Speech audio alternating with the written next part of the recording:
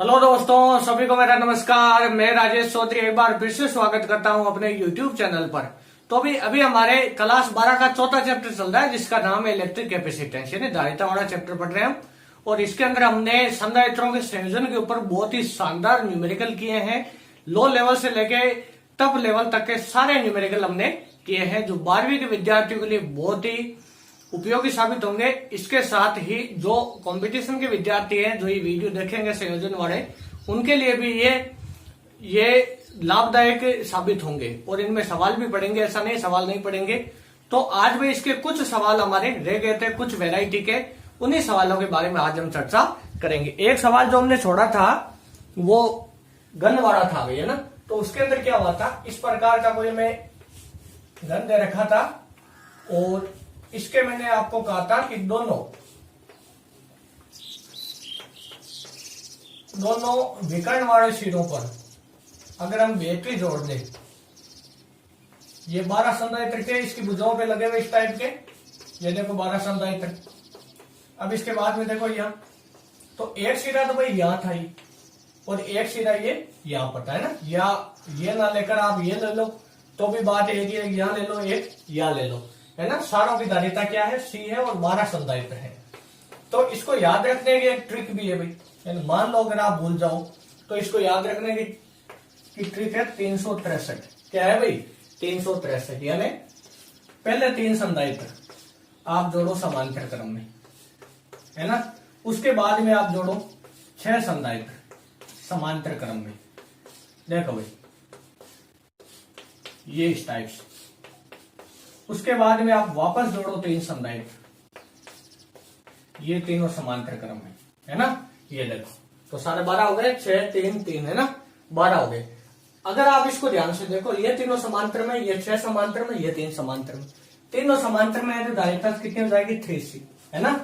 इसको सर्किट को ऐसा बना सकते हैं, यानी जो काम ये 6 संधारित्र मिलकर करेंगे वो काम अभी अकेला संधारित्र कर पाएगा, है ना भाई। इन 6 संधारित्रों की जितनी धारिता है, इनकी इक्वल धारिता का एक ही कैपेसिटर हम यहां पर लगा सकते हैं, है ना। तो जब भी सर्किट को सोल्व करो, जितने संधारित्रों को आप सोल्व कर लो, 2 को, 4 को, 5 को, उनकी जगह एक ही कैपेसिटर बताओ और उसकी धारिता जो आपको इसके अंदर मिले वही इसके अंदर आप प्रदर्शित करो। अब देखो, जैसे इसकी धारिता हो जाएगी 3C, 6C, 3C। समांतर क्रम में बार बार बताने की आवश्यकता नहीं, कैसे करेंगे इसको हम। अब देखो ये तीनों समांतर में, तो C1 plus C2 plus C3, और इसका C1 C2 C3 C4 C6 सब जोड़ दो, सीधा जुड़ते हैं। समांतर क्रम के अंदर धारिता क्या होती है, C1 plus C2 plus C3 सीधे जुड़ जाते हैं। अब ये श्रेणी में अब इनको जोड़ो तो 1/3C और प्लस 1/6C और हो जाएगा प्लस/3C, और ये हो जाएगा 1/C इक्विवेलेंट। तो यहां पर अगर आप गौर से देखो तो 6C आ रहा है इसमें एलसीएम, तो यहां तो कितना बचा, 2 प्लस 1 प्लस 2, तो कितना हुआ, 5/6C। अब ध्यान रहे, श्रेणी क्रम में उल्टा करना नहीं बोलना है, तो उल्टा करेंगे तो C इक्यू बराबर हो जाएगा 6C/5, है ना। ये इसका फाइनल आंसर आ जाएगा। बहुत ही शानदार ये ट्रिक है, इससे आप याद रख सकते हो 363, है ना। इस टाइप का सवाल आ जाए तो एनसीईआरटी और आरबीएससी दोनों के अंदर रखा है। और एक ऐसा सवाल 2016 के अंदर आया था बोर्ड के एग्जाम में भी, है ना। जब एनसीईआरटी का सिलेबस था उस समय 2016 में ये सवाल आया था 2 नंबर का, और लगभग विद्यार्थी इसको गलत कर चुके थे, है ना। जिसको ये ट्रिक पता थी उन्हें कैसे होते, ये आपका टाइम भी बचाएगा ट्रिक, और आप इसको आसानी से भूलोगे भी नहीं, है ना। अब देखो इसके बाद में भी जो हमारे अगला सवाल आता है वो ये है कि एक संधारित्र है ऐसा, इसके आधे भाग में एक परावैद्युत पट्टिका सरका दी जाती है ना, एक परावैद्युत माध्यम सरका दिया जाता है, ये इस टाइप का, है ना, इस टाइप का। देखो आधे भाग में, यानी ये दूरी कितनी है, D, और ये इसका एक सिरा है, ये इसका एक सिरा। तो इस संधारित्र को इसने इस प्रकार रखा है ना, इसको लेटा दिया इसको, तो इसको आप सीधा कर लो पहले तो सीधा करने पर हमें ये पता चलेगा कि इस भाग में तो क्या है, यानी इस भाग में तो इसने माध्यम भर दिया, आधे भाग में एक परावैद्युत पट्टिका सरका दी, और ये इसके दोनों सिरे। तो अगर आप ध्यान से देखो तो इस प्रकार कभी भी, यानी अगर माध्यम भरा हो, तो मैं पीछे बता चुका हूं समांतर क्रम श्रेणी क्रम संयोजन में पूरा डिटेल से समझाया था, और उसमें कोई गड़बड़ नहीं होगी आपकी अगर आपने उस टॉपिक को ध्यान से देखा है तो इसमें देखो, इसमें आधे भाग में भर लिया तो दूरी कितनी है, D, और ऊपर वाले संधारित्र के लिए भी दूरी कितनी है, D, यानी इन दोनों को हम समांतर क्रम में मान सकते हैं।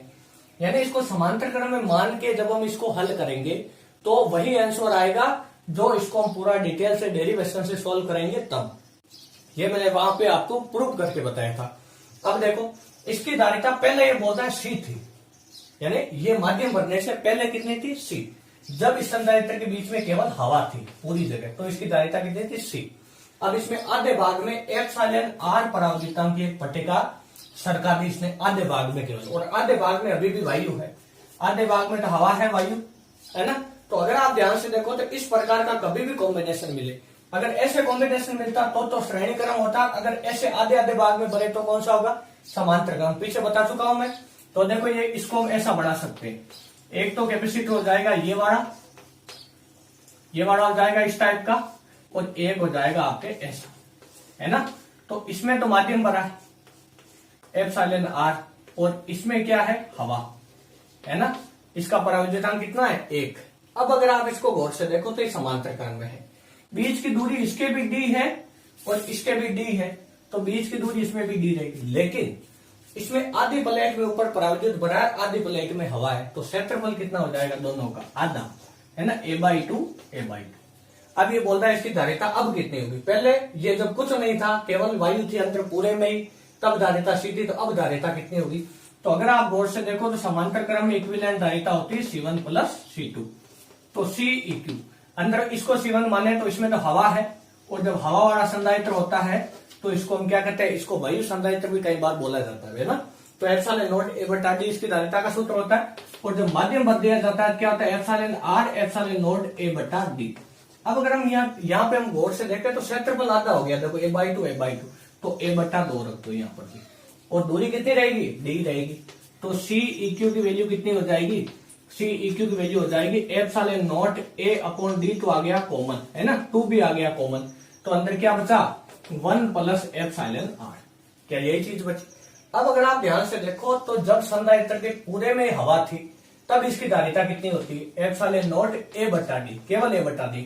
क्यों, क्योंकि पूरे में हवा थी तो ये आधा आधा नहीं था ना, तो क्षेत्रफल भी कितना होगा टोटल a और d, ये हमने पीछे पढ़ चुका है ना। संधारित्र की धारिता का सूत्र यही तो होता है एप्सिलॉन नॉट a/d। तो अब यहां से आप क्या करो भाई, एप्सिलॉन नॉट a/d की जगह क्या रख सकते हैं हम c। तो एप्सिलॉन नॉट a/d की जगह अगर हम c रख दें तो Ceq बराबर हो जाएगा c/2 1 प्लस एप्सिलॉन r। ये इसका फाइनली फॉर्मूला आ जाएगा और यही इसका आंसर है ना। तो आसानी से हो गया, बहुत ही शानदार सवाल था, बिल्कुल एकदम इजी था, है ना। इसके बाद में देखो तो भी जो अगला सवाल हमारे इसके अंदर बनता है वो क्या है कि उसने आपको इस प्रकार का एक डायग्राम दिया है, और उस डायग्राम में इसने कहा कि ये जो सारी हैं वो प्लेटें हैं और उनका ये डायग्राम है, ठीक है भाई। और प्रत्येक प्लेट का क्षेत्रफल a है और दो निकटवर्ती प्लेटों के बीच की दूरी d है भाई, कितनी है d, सारी प्लेटें d दूरी पर स्थित है। ये बोलता है कि इनकी तुल्य धारिता ज्ञात करो। ये जो आपको दिख रहा है डायग्राम, ये है ना, ये सारी प्लेटें हैं, है ना, छोटी छोटी प्लेटें इस प्रकार की।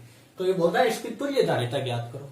तो इस प्रकार का कभी भी आपको कोई सवाल मिल जाए, है ना, या संधारित्र से संबंधित कि आपको कुछ भी समझ में नहीं आ रहा है, तो आप हमेशा उसके दो सिरों के बीच में बैटरी जोड़ो। ये सबसे शानदार तरीका है इसका, कभी भी कंफ्यूजन नहीं होगा आपको, है ना। एक सवाल और करवाएंगे अभी इसी सेम वेराइटी का। तो अगर आप ध्यान से देखो तो ये वाले दोनों प्लेटें किससे जुड़ी है, बैटरी के प्लस से। तो इस पूरी प्लेट पर क्या आ जाएगा, प्लस आ जाएगा, अंदर बाहर हर जगह। क्यों, क्योंकि ये किससे जुड़ी है, बैटरी के प्लस से। तो ये बैटरी के प्लस से जुड़ी होने की वजह से ये धनावेशित हो जाएगी पूरी प्लेट। कौन सी वाली, केवल ये वाली। क्यों, क्योंकि यही बैटरी के प्लस से जुड़ी। अब ये दोनों जो प्लेटें हैं ये यहां जुड़ी है, ये पूरा जुड़ा है माइनस से, तो इस पूरी प्लेट पे क्या आ जाएगा, माइनस आ जाएगा, देखो, है ना, ये माइनस आ गया।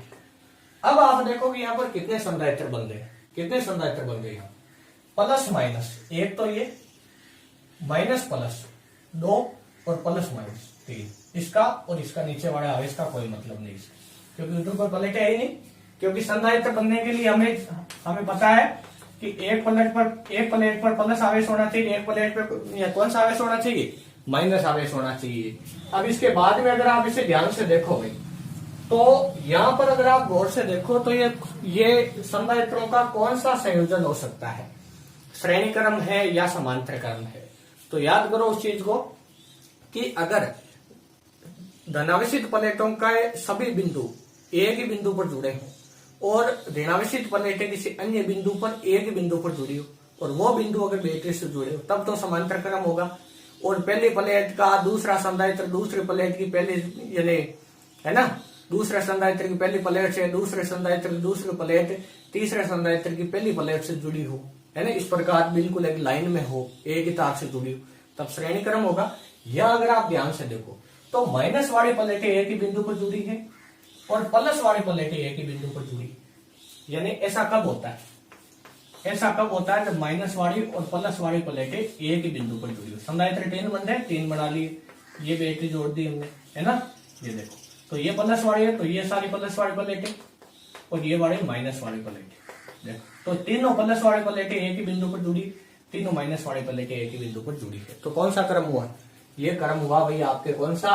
ये क्रम हुआ समांतर क्रम। तो समांतर क्रम में हम जानते हैं कि तुल्य धारिता क्या होती है? सी ई क्यू बराबर C1 प्लस C2 प्लस कितना C3, सी इक्विवेलेंट होता है। अब प्रत्येक संधारित्र की धारिता कितनी होती है? एप्सिलॉन नॉट A बटा D, क्योंकि क्षेत्रफल प्रत्येक प्लेट का A दिया है, दो प्लेटों के बीच की दूरी इसने D दी है, तो सबकी धारिता बराबर, तो सी ई क्यू बराबर 3 एप्सिलॉन नॉट A बटा D, ये इसका आंसर है भाई।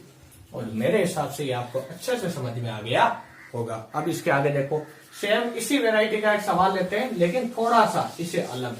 देखो कैसे, सेम तरीका यही है, बिल्कुल कुछ भी चेंज नहीं है इसके अंदर। तो आप अगर इस सवाल में अगर भाई आप ध्यान से देखो तो जैसे ये आपको इसने दो प्लेटें दे दी इस प्रकार की और इसके बीच में इस प्रकार आपकी बात दो प्लेटें डाल दी, पीछे वाले में और इस वाले में अंतर समझ में आया? क्या अंतर है? अब अगर आप गौर से देखो तो इसमें इसकी धारिता ज्ञात करने के लिए आप क्या करोगे? वही मामला है, प्रत्येक का क्षेत्रफल है और दो प्लेटों के बीच की दूरी कितनी दी, है ना, दो निकटवर्ती प्लेटों के बीच की दूरी दी और प्रत्येक का क्षेत्रफल कितना होगा? ए है ना। अब अगर आप ध्यान से देखो तो इस सवाल को हल करते वक्त हमेशा आप क्या करोगे? इस पूरे संयोजन के ऊपर एक बैटरी जोड़ दोगे दोनों सिरों से, तो जहां प्लस वाली प्लेट जुड़ी उस वाले पर तो क्या आ जाएगा? हर जगह प्लस आ जाएगा। ये देखो, ये पूरी प्लस वाली प्लेट है, देखो, है ना। अब अगर आप इसको गौर से देखो तो ये माइनस वाली जुड़ी है दो, तो इस पर आ गया माइनस, हर जगह माइनस आ जाएगा पूरी प्लेट पर ही, यहाँ पर भी माइनस यहाँ तक, है ना, और यहाँ पर प्लस, देखो यहाँ से यहाँ तक पूरे पर प्लस, है ना। अब अगर आप इसको गौर से देखो तो यहाँ पर कितने संधारित्र बन गए? प्लस माइनस एक संधारित्र यहाँ बन गया, प्लस माइनस एक संधारित्र यहाँ बन गया। नीचे वाले आवेश का कोई मतलब नहीं, इसमें ऊपर वाले आवेश का कोई मतलब नहीं। बीच वाले प्लेटों में देखो, संधारित्र वो होता है जिसमें दो प्लेटें एक दूसरे के सामने ऐसे रखी हो, फिर उनके ऊपर आवेश बराबर होना चाहिए, विपरीत प्रकृति का होना चाहिए। यहाँ देखो, देखिए ऐसा मामला है क्या? यहाँ बीच वाली प्लेटों पर समान आवेश है, इसका मतलब ये संधारित्र नहीं है। तो केवल संधारित्र कितने हैं यहाँ पर? दो। कितने संधारित्र हैं? दो संधारित्र हैं। अब ये दोनों संधारित्र कैसे जुड़े हैं? समांतर में है या श्रेणी में? देखो देखिए, दोनों यानी दोनों प्लस वाली दोनों माइनस वाली प्लेटें एक ही बिंदु पर जुड़ी है क्या? इसकी प्लस वाली प्लेट इसकी प्लस वाली प्लेट एक बिंदु पर जुड़ी है और ये वाला जो संधारित्र है यानी ये वाला और ये वाला है ना, ये दूसरा है, तो इसकी दोनों माइनस की प्लेटें भी एक बिंदु पर जुड़ी है। तो कौन से क्रम हुआ? समांतर क्रम, है ना। तो वापस से समांतर क्रम हुआ, लेकिन अब की बार संधारित्र कितने हैं? केवल दो संधारित्र अब की बार।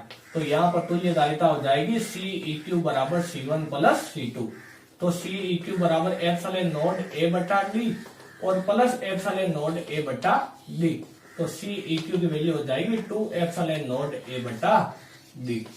ये इसकी तुल्य धारिता का फॉर्मूला हो गया भाई। और इसी के साथ ये इस टाइप के जितने डिफिकल्ट न्यूमेरिकल होते हैं वो लगभग हो चुके हैं आपके ना। अब इसके बाद में कुछ न्यूमेरिकल देखते हैं जो बहुत ही अलग वैरायटी के, बहुत ही इंपॉर्टेंट है, जिसके बारे में अभी तक हमने कोई चर्चा नहीं की, है ना।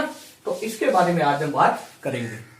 आपके अगला जो सवाल है वो आपको बोर्ड पे दिखाई दे रहा होगा, तो एक बार आप स्क्रीन को पॉज करके सवाल को करने की कोशिश करना। इस सवाल में इसने पूछा है कि जो 4 माइक्रोफैरेड वाला जो संधारित्र है इसके ऊपर विभवांतर ज्ञात करो, यानी इसके ऊपर विभवांतर कितना होगा। मान लो इसके ऊपर विभवांतर V1 हो, है ना, ये सवाल पूछा है। ये जो अभी मैं आपको बता रहा था, इस वेराइटी के क्वेश्चन बहुत इंपॉर्टेंट होते हैं और ये भी आपको आने चाहिए। ये कंसेप्चुअल होते हैं, अगर आपके कॉन्सेप्ट क्लियर है फिर कोई समस्या नहीं आती।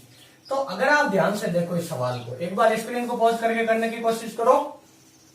अब देखो, अब अगर आप इसे भाई ध्यान से देखो तो इसके अंदर क्या है कि ये 4 माइक्रोफेरेड वाला इन दोनों के श्रेणी क्रम में है। ये दोनों कौन से क्रम में? समांतर में। तो और ये पूरा और ये वाला दोनों कौन से क्रम में?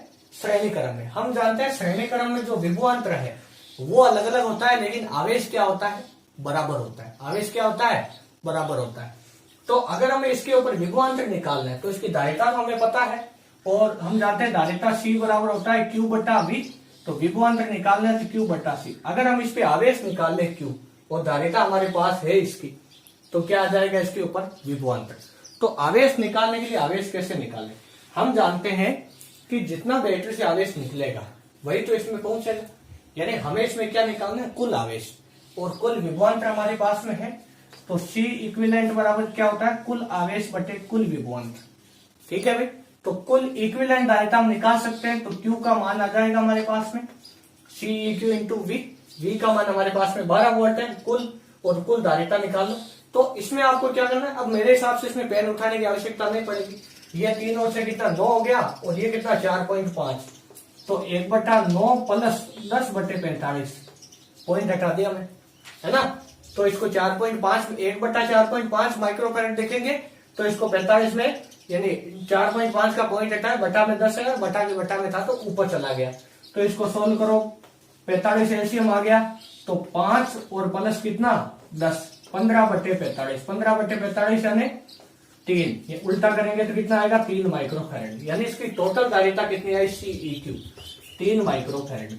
तो Q का मान कितना आ जाएगा? 3 माइक्रोफेरेड इंटू 12, है ना। तो कितना आ जाएगा? Q बराबर 36, है ना। अरे 36 ही तो होगा। अब इसका मात्रक था माइक्रोफेरेड, तो यहां पर हो जाएगा माइक्रो कूलाम। माइक्रो जैसे रहेगा, और आवेश का मात्रक किसमें चेंज हो जाएगा? कूलाम में। अब कुल आवेश हमारे पास में आ चुका है, तो विभवांतर आ जाएगा। देखो कैसे, अगर हम इसके विभवांतर को V1 माने तो ये हो जाएगा Q बटे C, है ना। तो V1 बराबर, यहाँ पर CEQ काम में नहीं लेना है। क्यों? क्योंकि हमें विभवांतर केवल इस पर निकालना है, तो इसकी धारिता काम में लेंगे। तो इसकी धारिता कितनी है? V1। इस पर विभवांतर V1 माना, तो V1 बराबर यानी Q का मान कितना? 36 माइक्रो, यानी 30/10⁻⁶। और धारिता कितनी इसकी?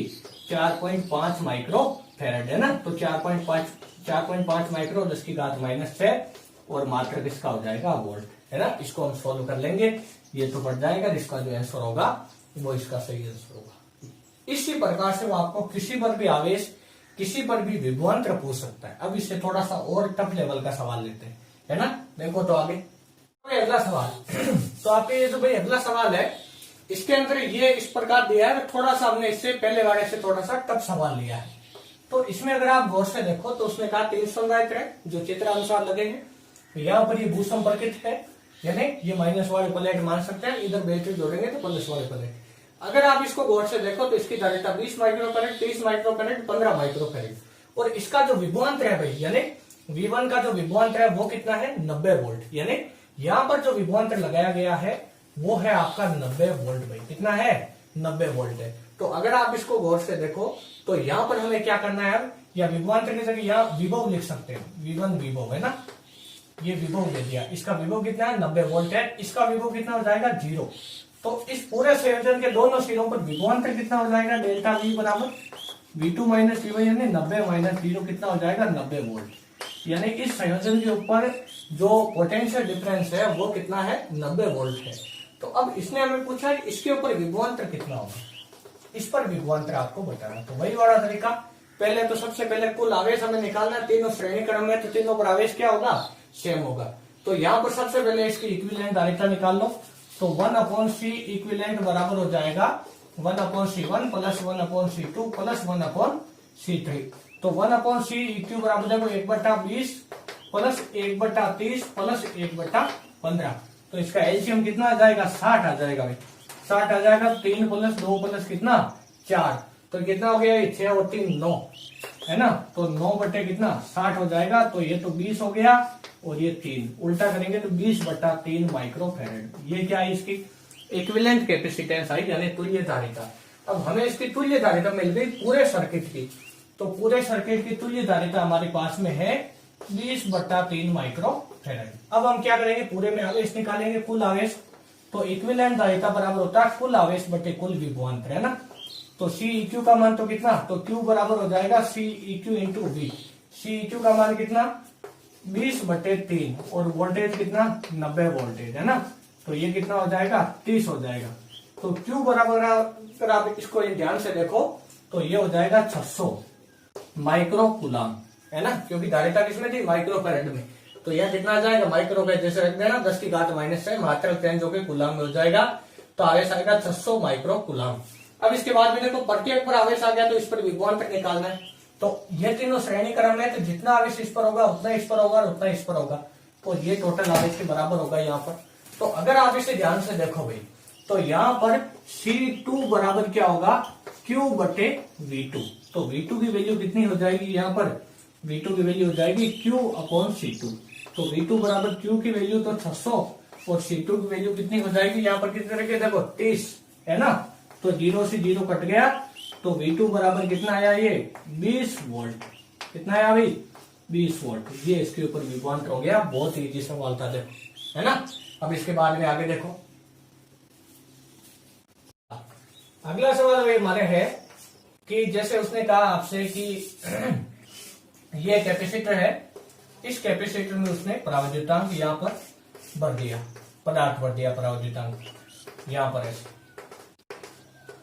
है ना, यहाँ पर ऐसे भर दिया और इसका परावैद्युतांक है एप्सिलॉन R1 और इसका परावैद्युतांक है एप्सिलॉन R2। प्लेटों के बीच की दूरी दी है, हालांकि मैं आपको ये पहले बता चुका हूं, फिर भी एक बार दोबारा इसके बारे में बात कर लेते हैं। तो देखो अगर आप गौर से देखो तो चाहो तो इनके हम यानी यहाँ पे ये वैल्यू भी ले सकते हैं, वैसे कोई फर्क नहीं पड़ेगा। तो ये आपसे क्या बोलता है कि इस प्लेटों की क्षेत्रफल ए और प्लेटों के बीच की दूरी आपके डी, है ना।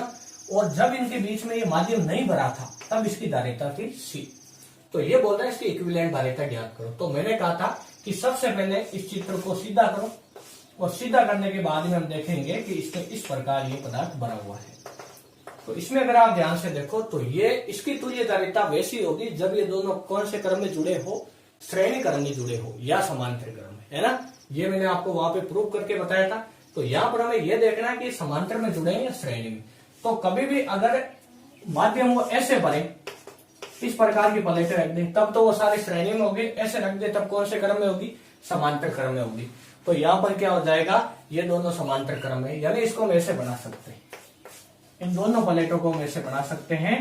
और यहाँ पर तो हो जाएगा देखो ये कौन सा क्रम, समांतर क्रम हो जाएगा। और यहाँ पर ये बेटे जोड़ दे, इसका परावैद्युतांक एप्सिलॉन R1, इसका हो जाएगा एप्सिलॉन R2।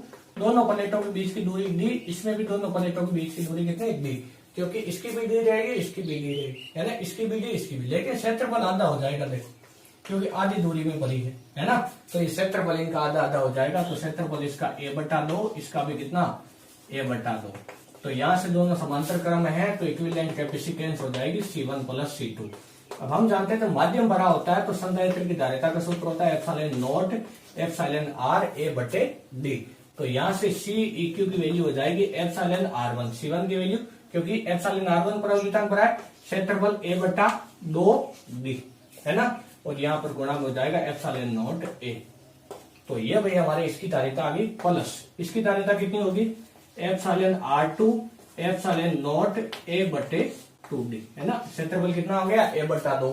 अब ये सारा कॉमन ले लो तो Ceq बराबर देखो कॉमन आ रहा है इसमें एप्सिलॉन नॉट A/d।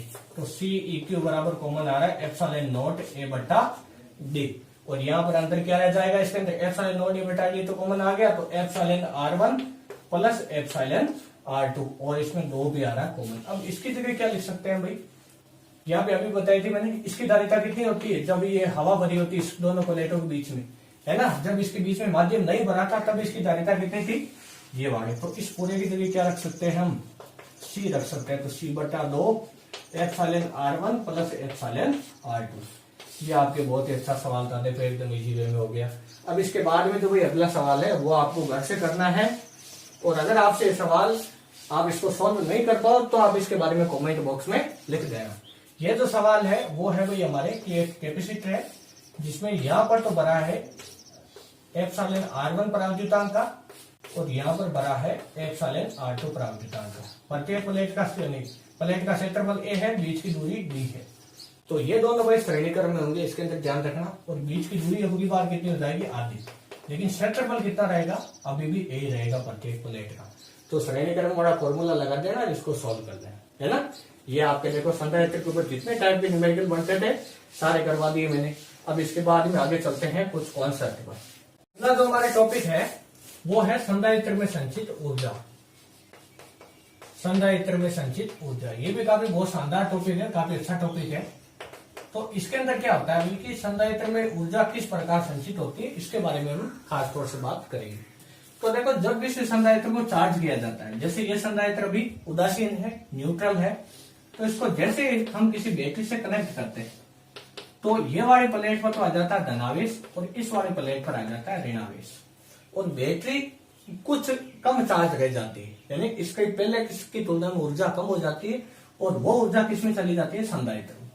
अब यहाँ पर यह बात समझने वाली है कि जब भी किसी चीज की एक की ऊर्जा कम होती है वो किसी दूसरे को मिलती है, तो वो ऊर्जा किसी न किसी रूप में प्रकट होती है। जैसे हमारा पंखा विद्युत ऊर्जा को यांत्रिक ऊर्जा में बदलता है, यानी हमारे पंखे को हम जैसे इलेक्ट्रिसिटी देते हैं तो ये पंखा घूमने लगता है, यानी ये उस विद्युत ऊर्जा को यांत्रिक यानी गतिज ऊर्जा के अंदर कन्वर्ट करता है ना। तो बिल्कुल ऐसा इसके अंदर होता है। तो यहाँ ये बात ध्यान में रखने वाली है, संधारित्र में ऊर्जा किस रूप में प्रकट होती है। तो संधारित्र में भाई हमेशा ये जो ऊर्जा इसने बैटरी से ली है वो ऊर्जा संधारित्र की प्लेटों के मध्य विद्युत क्षेत्र के रूप में उपस्थित रहती है, यानी इस बैटरी से ये संधारित्र जितनी ऊर्जा लेता है उसके बदले में ये विद्युत क्षेत्र उत्पन्न कर लेता है इसकी प्लेटों के बीच में, है ना।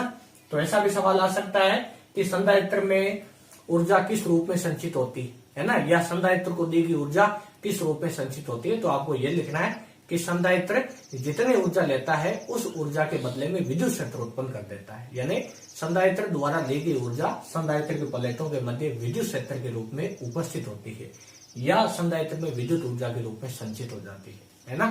ये चीज यहाँ पर बहुत अच्छी लाया है और ये आपको याद भी रखनी है। अब देखो इसके आगे चलते हैं, इसकी कैलकुलेशन करके देखते हैं कि कितनी ऊर्जा इसके पास में होती है। तो ऊर्जा किसी भी चीज को देने के लिए हमें क्या करना पड़ता है, कार्य करना पड़ता है। जैसे देखो ये आपका संधारित्र है जो ऑलरेडी आवेशित है, क्या है, ऑलरेडी आवेशित है और इसकी धारिता है भाई सी।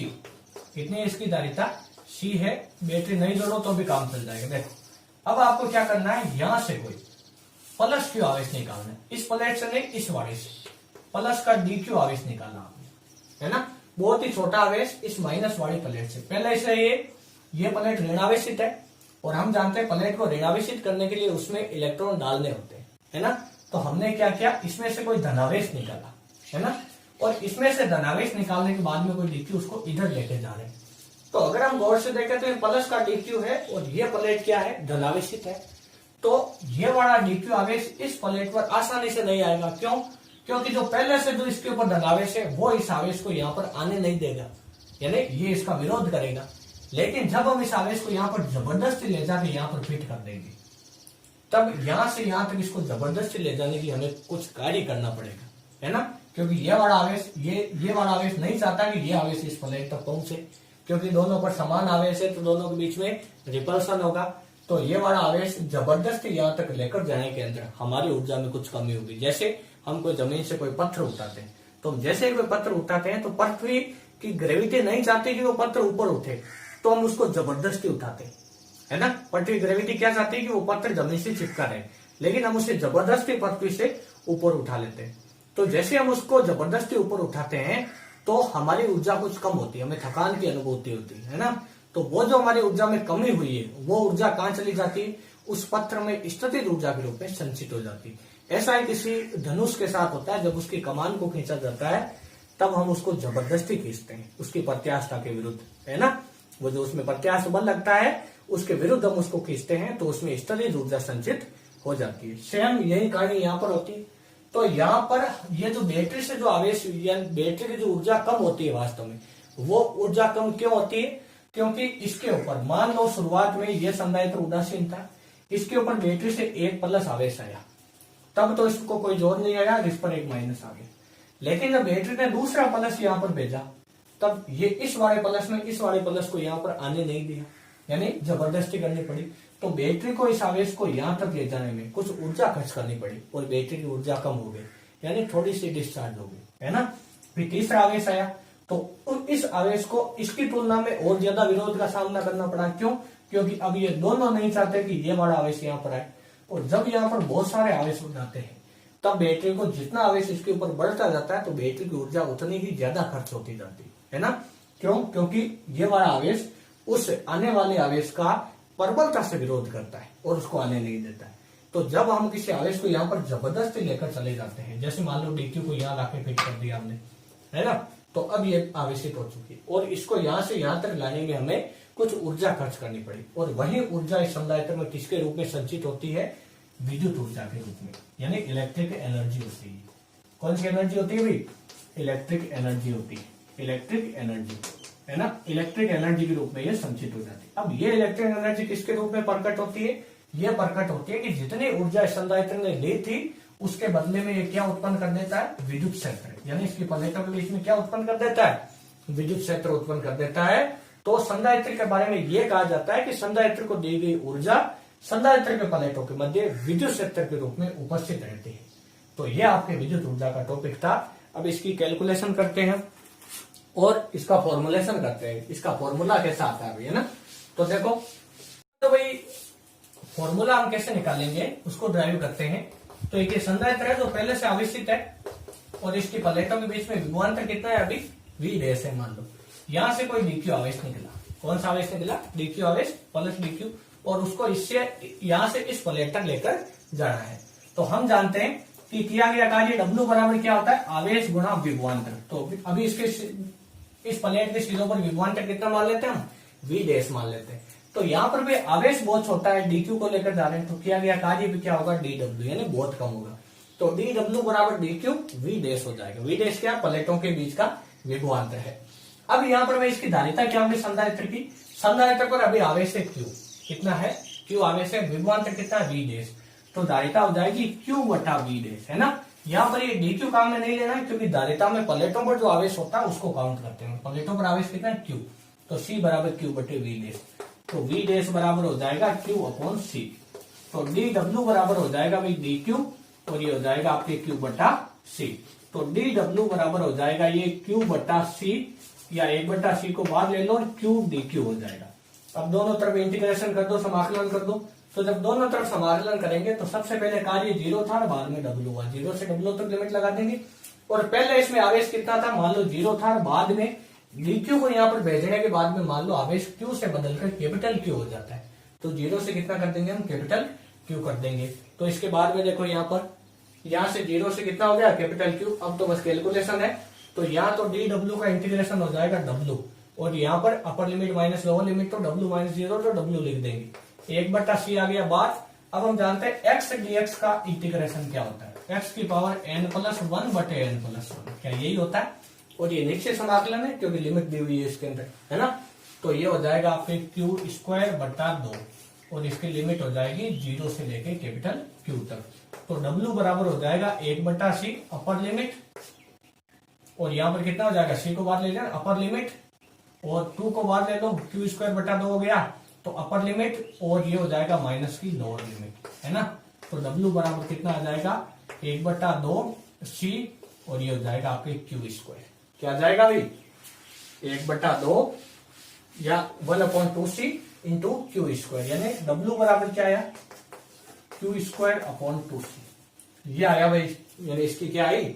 ये किया गया कार्य है। अब हम जानते हैं, हमने ये देखा था कि संधारित्र को आवेशित करने में किया गया कार्य ही उस संधारित्र में विद्युत ऊर्जा के रूप में संचित हो जाता है। तो ये कार्य किसके बराबर होगा? ऊर्जा के बराबर। तो U बराबर हो जाएगा हाफ Q² अपॉन C। अब इसका एक आध फॉर्मूले और निकाले जा सकते हैं, जैसे C बराबर होता है Q बटा V, तो Q बराबर क्या होगा? CV। तो U बराबर कितना हो जाएगा? Half C² V² upon C से C कट गया तो U बराबर हाफ CV²। एक फॉर्मूला तो ये आ गया। एक और क्या आ सकता है? एक हम लेकर आए, ये अगर आप फॉर्मूला देखो तो ये किसके बीच में? Q और C है, यहाँ पर C और V है। तो एक फॉर्मूला और कौन सा आ सकता है? Q और V के बीच का, है ना। तो C को हटा दो, तो C बराबर क्या होता है? Q बटा V। तो U बराबर यहाँ पर फॉर्मूला कितना था, 1/2 क्यू स्क्वायर अपॉन सी, ये वाला फॉर्मूला। तो U बराबर 1/2 क्यू स्क्वायर और सी की जगह हो जाएगा क्यू बटा वी, बटा के बेटा ऊपर चला गया, तो U बराबर कितना हो जाएगा, हाफ क्यू वी। ये भाई आपके विद्युत ऊर्जा के सूत्र है, 3 सूत्र हैं और बहुत इजी कॉन्सेप्ट था और उम्मीद करता हूँ आपको बहुत अच्छे से समझ में भी आया होगा। अब यहाँ पर एक चीज और भी देखने वाली है कि जैसे आपका संधारित्र है वो बैटरी से जुड़ा है ना, बैटरी से जुड़ा है। जैसे ये आपका संधारित्र हो गया कैपेसिटर और ये जुड़ गया आपकी बैटरी से, और बैटरी ने आवेश दिया कैपिटल क्यू, क्योंकि बाद में टोटल यानी ये जब पूर्ण चार्ज हो जाता था कैपेसिटर तब इस पे आवेश कितना हुआ था, कैपिटल क्यू। तो इसने क्यू आवेश दिया, बैटरी का विभवांतर था वी, यानी अब इसने ऊर्जा कितनी दी, ऊर्जा या किया गया कार्य क्या होता, आवेश गुना विभवांतर। यानी बैटरी ने कितनी ऊर्जा दी, आवेश क्यू दिया और विभवांतर वी पर, तो बैटरी ने कुल ऊर्जा कितनी दिया, कुल कार्य कितना किया, क्यू वी। और संधारित्र में कितनी संचित हुई क्यू और वी के रूप में, 1/2 क्यू वी। ये भी अभी हमने फॉर्मूला निकाला था, है ना, 1/2 क्यू वी। तो यहाँ पर देखने वाली ये बात है कि बैटरी ने क्यूवी दी जबकि संधारित्र में 1/2 क्यूवी पहुंची। तो यहाँ पर यह होता है कि बैटरी ने मान लो 100 जूल ऊर्जा दी, तो 50 जूल तो संधारित्र में आ जाती है, 50 जूल उष्मा में बदल जाती है ना, हीट के रूप में वो क्या हो जाती है, उत्सर्जित हो जाती है, यानी वो वेस्ट हो जाती है एनर्जी 50%। तो यहाँ पर ये चीज ध्यान रखने वाली है कि जब कोई बैटरी किसी संधारित्र को क्यूवी एनर्जी देती है तो संधारित्र के पास में केवल 1/2 क्यूवी ही पहुंचती है। तो 1/2 क्यूवी जो शेष बची थी वो उष्मा के रूप में बदल जाती है, उष्मा के रूप में उस ऊर्जा का क्षय हो जाता है ना। तो ये आपके विद्युत ऊर्जा का कॉन्सेप्ट कंप्लीट होता है। अब इसके आगे देखो, इसके बाद में इसके ऊपर एक क्वेश्चन देखते हैं कि जैसे वो आपको कह देगा कि एक संधारित्र है जिसके ऊपर आवेश है 2 कूलम है ना, या 2 माइक्रो कूलम है और वोल्टेज है इसके ऊपर 12 वोल्ट। तो इसमें संचित ऊर्जा निकालो। तो यहाँ पर आपको ये ध्यान देना है कि आपको आवेश दे दिया है और विभवांतर दे दिया है और आपको ऊर्जा पूछी, तो आपको सूत्र कौन सा यूज करना है, जिसमें आवेश आए विभवांतर है। तो हमारे 3 सूत्र थे, क्यू स्क्वायर अपॉन 2c और यू बराबर हाफ सी वी स्क्वायर और यू बराबर था हमारे हाफ क्यू वी। तो इन तीनों में से जिसमें क्यू और वी दोनों आया तो ये वाला सूत्र है। तो यू बराबर कितना हो जाएगा, 1/2 क्यू की वैल्यू 2 इंटू 10⁻⁶ इंटू वोल्टेज कितना 12, तो कितना आ गया, यू बराबर 12 इंटू 10⁻⁶ और मात्रा क्या होगा इसका, जूल होगा। क्या होगा, जूल। कई बार इलेक्ट्रॉन वोल्ट में बदलने के लिए भी वो कह सकता है, तो 1 इलेक्ट्रॉन वोल्ट बराबर होता है 1.6 × 10⁻⁻19 जूल। ये मैं पीछे बता चुका हूँ आपको विभवांतर वाला टॉपिक के अंदर, है ना। तो देखो अब इसके बाद में एक सवाल में इसके ऊपर और बहुत अच्छा बनता है, वो आपको कहेगा कि एक संधारित्र है जिसकी धारिता है 24 माइक्रोफैरेड, कितनी है 24, या कुछ और ले लो, जैसे मान लो 4 माइक्रोफैरेड, है ना। और इसके सिरों पर विभवांतर है हमारे, मान लो जैसे आपकी विभवांतर 12 वोल्ट ले लो, विभवांतर 12 वोल्ट है। तो वो आपको कहेगा कि इस संधारित्र को जिसकी धारिता ये है और उसके ऊपर विभवांतर ये है, इस विभवांतर पर इस धारिता के संधारित्र को आवेशित करने में कितना कार्य करना पड़ेगा। अब की बार ऊर्जा नहीं पूछी, इसने कार्य पूछ लिया। तो कार्य निकालने के लिए हम जानते हैं कार्य W बराबर होता है QV, है ना, आवेश गुना विभवांतर। लेकिन हमें यहाँ पर C और V दे रखा है, तो हम जानते हैं C बराबर क्या होता है QV, तो Q बराबर क्या CV, तो W बराबर हो गया आपके क्या, यहाँ पर देखो CV स्क्वायर हो जाएगा। इसमें आपको खास तौर से ध्यान रखना है, ये वाली ऊर्जा संधारित्र की ऊर्जा से अलग है, क्योंकि ये जो कार्य है वो बैटरी द्वारा किया जाता है। तो हमने देखा था कि संधारित्र बैटरी अगर क्यूवी यानी अगर क्यूवी ऊर्जा दे तो संधारित्र के पास कितने पहुंचती है, 1/2 क्यूवी, है ना, सेम वही वाली कार्य है। तो वहां संधारित्र में हाफ सी वी स्क्वायर होगी। ये बोल रहा है बैटरी को कितना कार्य करना पड़ेगा, बैटरी इतना विभवांतर इसके ऊपर बनाए हुए हैं और धारिता इसकी ये है, इसको आवेशित करने के लिए कितना कार्य करना पड़ेगा। तो W बराबर होगा CV स्क्वायर। बहुत ही शानदार सवाल है ये और विद्यार्थियों को बहुत कंफ्यूज करता है। तो W बराबर CV का मान हो जाएगा 4 × 10⁻⁻6 इंटू हो जाएगा 12, है ना, 24, 27, 48 इंटू 10⁻⁻6 जूल। ये कार्य आ गया किया हुआ, है ना। ये देखो अब इसके बाद में एक सवाल और है जो संधारित्रों के संयोजन पर ये बिल्कुल छोटा सा सवाल है। वो कहता है कि संधारित्रों के जब हम संयोजन करते हैं तो अधिकतम व न्यूनतम धारिताओं का अनुपात कितना होता है ना। वो क्या बोल रहा है आपको कि संधारित्र है जो इस प्रकार जुड़े हैं, दो संधारित्र है, इसकी धारिता मान लो C है, इसकी C है, ठीक है, दो जुड़े हैं यहाँ पर, और यहाँ पर दो समांतर में भी दो जोड़ दो, तो इनकी अधिकतम व न्यूनतम धारिताओं का अनुपात कितना होता है। या इसको ऐसे नहीं लो तो n संधारित्र ले लो आगे, है ना। तुम जानते हैं श्रेणी क्रम में जब n संधारित्र जुड़े हो तो C कितना होता है, C/n, और समांतर क्रम में अगर n जुड़े हो तो होता है C बराबर कितना, NC। तो वो बोलता है अधिकतम व न्यूनतम धारिताओं का अनुपात निकालो। तो हम जानते हैं अधिकतम धारिता तो कब होती है, जब संधारित्र जुड़े हो श्रेणी क्रम में, और न्यूनतम धारिता कब होती है, जब संधारित्र किसमें जुड़े हो, समांतर क्रम में। तो वो आपको 2, 3 भी दे सकता है ना। तो यहाँ पर इनका अनुपात क्या हो जाएगा, अधिकतम धारिता व न्यूनतम, तो अधिकतम तो कौन सी, C/n, न्यूनतम कितनी, NC, C से C कट गया तो 1/n²। अगर वो कहते हैं न्यूनतम अधिकतम, तभी हो जाएगा कितना, n²/1, है ना। तो यहाँ पर एक चीज आपको ध्यान रखनी है कि श्रेणी क्रम के अंदर धारिता क्या होती है, न्यूनतम, है ना, और समांतर क्रम में धारिता क्या होती है, अधिकतम होती है। ये चीज आपको यहाँ पर खास तौर से ध्यान रखनी है। इसके ऊपर एक सवाल लेते हैं, जैसे देखो एक सवाल है जिसमें वो कहता है 2 संधारित्र है, 2 माइक्रोफैरेड का और 2 माइक्रोफैरेड, 2 संधारित्र है आपके पास। इन दोनों संधारित्रों से बनने वाला जो संयोजन है, उनकी अधिकतम व न्यूनतम धारिताओं का अनुपात याद करो। तो अधिकतम तो कब होगा, जब समांतर में जुड़ा होगा, तो अधिकतम तो हो गया 4 माइक्रोफैरेड, न्यूनतम कितना हुआ, 1/2 + 1/2 यानी 1, तो कितना हुआ अधिकतम बटा न्यूनतम, तो 4:1। इस टाइप का सवाल बन सकता है। ये 10वीं क्लास की किताब के अंदर भी दे रखा है, वो जिसमें जो ये फिजिक्स का चैप्टर है ना, उसके अंदर भी ये दे रखा है, लेकिन वहां पर प्रतिरोध का है। तो प्रतिरोध और इसमें बहुत ज्यादा फर्क नहीं है। तो ये बहुत इंपॉर्टेंट चीज है, यह ध्यान रखना। श्रेणी क्रम में न्यूनतम होता है और समांतर क्रम में क्या होता है, अधिकतम होता है। अब एक सवाल जैसे और है, या फिर चलो छोड़ो, आज के लिए इतना ही बहुत है, बाकी काम कल की क्लास में पढ़ेंगे। और हमारे चैनल से जुड़े रहने के लिए आप सभी का दिल से धन्यवाद।